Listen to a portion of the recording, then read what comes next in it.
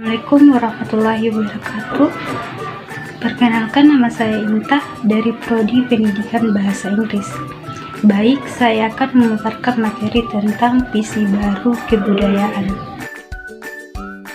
Postmodernisme berasal dari kata post dalam bahasa Latin klasik yang artinya masa sesudah, dan kata modern berasal dari bahasa Prancis. Secara etimologi, merujuk pada sebuah kehidupan setelah modern. Sedangkan secara filsafat merujuk pada dua hal, yaitu ketidakpercayaan metanaratif dan akhir sejarah.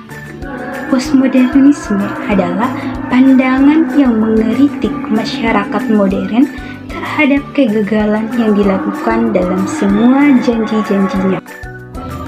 Selanjutnya, latar belakang lahir dan berkembangnya postmodernisme. Nah, pada tahun 1970-an, John Francis Luther lewat karyanya The Postmodern Condition, Error and Knowledge menolak ide filsafat modern.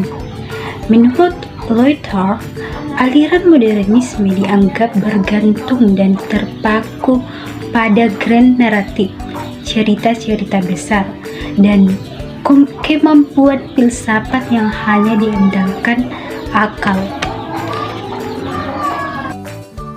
Postmodernisme dalam bidang kebudayaan, seni, dan arsitektur adalah gerakan yang muncul sebagai reaksi terhadap kegagalan modernisme dalam menanggapi perubahan sosial dan budaya yang cepat.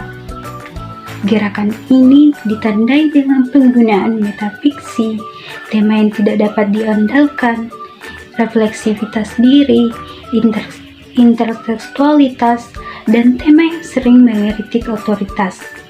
Postmodernisme juga menampilkan penggunaan gaya dan konvensi artistik yang berbeda-beda, serta mengabaikan perbedaan antara budaya tinggi dan budaya populer. Dalam bidang kebudayaan, postmodernisme menampilkan penggunaan nilai-nilai yang berbeda-beda.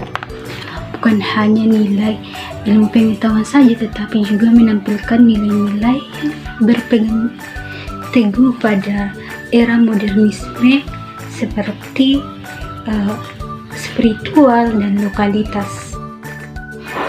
Dalam bidang seni, postmodernisme lahir sebagai penolakan terhadap prinsip-prinsip modern karena seni modern mencoba mengubah fungsi seni dari praktik publik menjadi karya hak istimewa sang seniman.